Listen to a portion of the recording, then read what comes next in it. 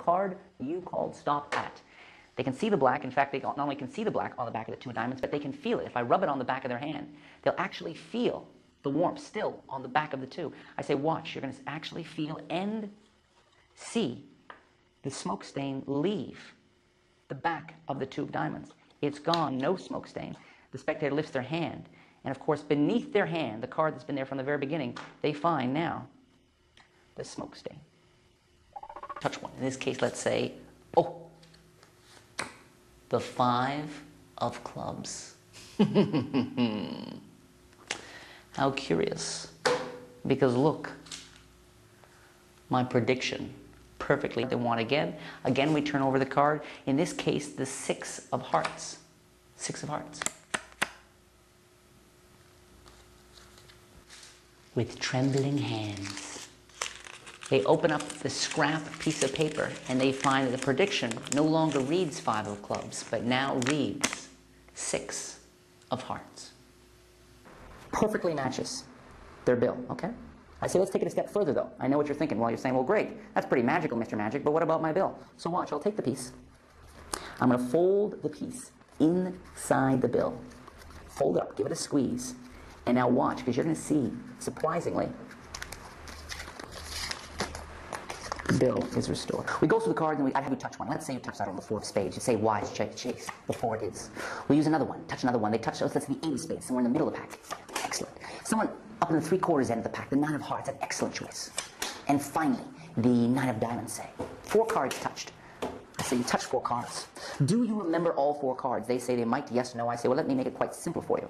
We'll simply make the 4 cards all the same.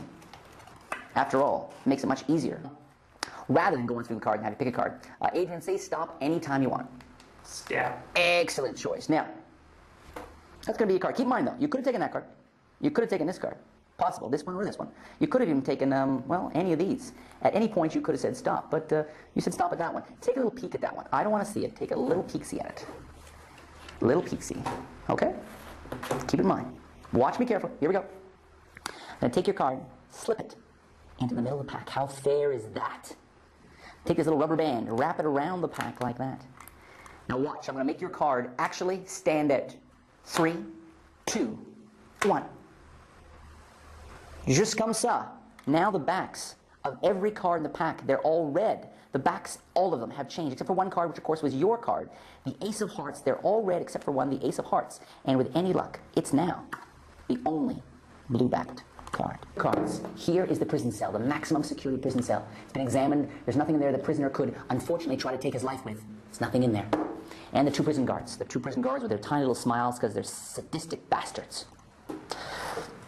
Right now, a criminal has not been chosen, but the crime will be murder because somewhere on these cards there is a murderer. We'll begin by taking our 2 little prison guards and taking them both and slipping them inside the card case so they can await for the prisoner. 2 little prison guards inside the case. Next, we have to choose our prisoner. And what better way than to do it randomly? We'll go through the pack, have a spectator call stop. Wherever they want, they call stop. In this case, they have 9 of hearts. There's our prisoner. Do not take your eyes off the prisoner. They can even put their signature on the prisoner or give the prisoner a name, something terrible and fearsome like Ted. You know, something scary. I'm going to take the prisoner, or the murderer in this case, and openly and slowly put the murderer inside with the 2 prison guards. Finally, I asked the spectator if they would be so kind as to hold their hand. They do, and they put their hand on top. I try to be fair. Lord knows. I say, hold on, because just as every criminal returns to the scene of the crime, this murderer, this killing card, of course, wants freedom. And just like that, the spectators do everything at this point. They open the card case, and even though they saw me slowly and deliberately insert the murderer inside, now only the 2 prison guards are found. The murderer has clearly escaped.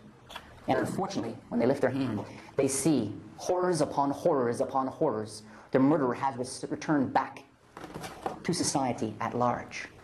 If they want, you say, let's try something. A little strongman trick here. You're going to ball up my hand like this. It's pretty strong, I know, not too impressive. Actually, let me see how strong you are. Hold your hand for me. I'm going to ask you to hold on to this really tightly, really tightly. Make sure I can't get near it. Now, I'm going to try something weird with that, and actually I have a second object here, sugar packet. Now, of course, if you're in the restaurant, you just reach in the bowl and produce one. You magically pull it out, say, watch, I'm going to try something here. I'm going to take the sugar packet and actually try to rub it against the top, and with any luck, you're going to find just like that. Now, I'm holding your marked bill, and if you open your hand, they open their hand, and of course, they find inside that they are now holding the sugar packet. I'll say it for you. Whoa! Did you see one? There's your little card. Keep that in mind. Alrighty. Keep in mind. Now, your cards, if I take about half the pack and I turn them face up, it's possible. I'm not sure whether your card's among the face-up cards or the face-down cards. I'm not sure. But let's try something kind of strange. I'm going to take the cards and mix them. Watch carefully. Mix them together. That. The face-up cards going into the face-down cards. This is not an illusion, okay?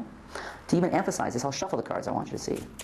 And if I wanted, and this is important to notice at home, if I wanted, I could ask the spectator to shuffle the cards at this point as well. Yes, watch. Shuffle the cards. Now, I don't know the last time you were on an elevator, but when you're on an elevator, typically, people all face one way. I mean, in this instance, imagine getting on an elevator crammed with people, where some were facing towards the back, and so they were facing each other. You wouldn't like that, would you? I didn't think so. But the great thing about this, the great thing about magic, is I can ask the spectator to hold the deck in his or her or their hands, and to concentrate on their card, just their card.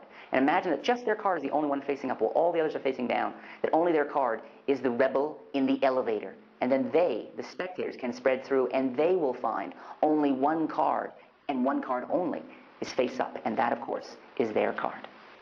Which I think you... No, you go down there. Take a good close look at those. Slightly larger copper key, the small weird shaped head on the silver key. That's the visual. Now for the audio.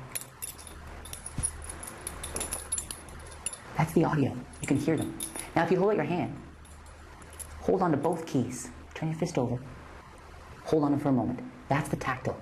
Audio, visual, tactile. I'm going to ask you, if you had two hands free, this is my camera person, Adrian. He only has the one hand free. If he had two hands free, I'd ask him to put his hand behind his back and put a key in each hand. In this case, though, hold out your fist. Let me reach inside in here. Actually, I'll come around here. Remove one of the keys. A little looser. A little looser. I'll remove that one. Hold on tight to the remaining one. In this case, you can see I have the little silver one. Now watch. On the count of Zippet, or the count of Monte Cristo. Now, I have the copper. And if you open your hand, he has the silver.